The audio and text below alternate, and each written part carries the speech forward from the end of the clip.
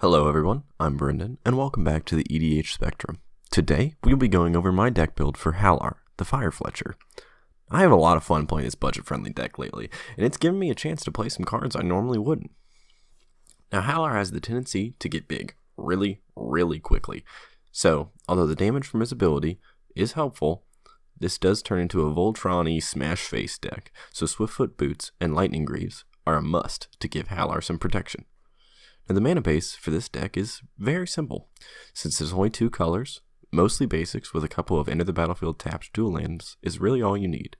Hallar gives an opportunity for some interesting ramp choices. Grow from the Ashes, Everflowing Chalice, and Hunting Wilds each are kicker spells, activating Hallar's ability. I found Map the Waste to be a decent choice as well, because the bolster will likely go towards our commander. There are a few cards we're running to add 1/1 counters that are not kicked spells. Blessings of Nature with its miracle cost can be an enormous boon if you draw out the first card of your turn, and Increasing Savagery is an opportunity to get a possible 15 1/1 counters, which is absolutely ridiculous. If you can kick a spell after that, you do a 45 damage swing, 15 to each opponent. Curse of Predation is another good option because you'll likely be swinging in with Hallar, but it is a double-edged sword because it gives you an enemy as well as giving the other two players at the table the same bonuses you get. One issue I initially had with this deck was card draw.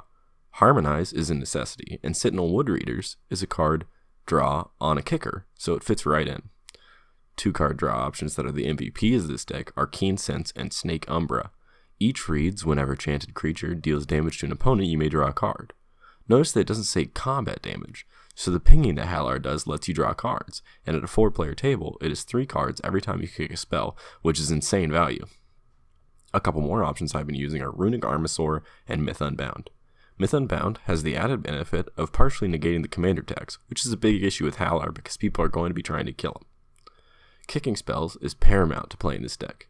Cheap kickers are good ways to get damage off after something like Increasing Savagery, and the cheap ones can have some insane value like Goblin Ruin Blaster. Skitter of Lizards is also a great cheap kicker to get off Hallar's ability and only pay 3 mana. Some of our answers are also kickers, like Mold Shambler, Comet Storm, and Molten Disaster, that are all great situational answers, and also kickers. Trying to keep this deck budget does shine through on the board wipes and removal. In my meta, flyers are a big problem, so Whirlwind is likely a one-sided board wipe for my deck, so I run Whirlwind.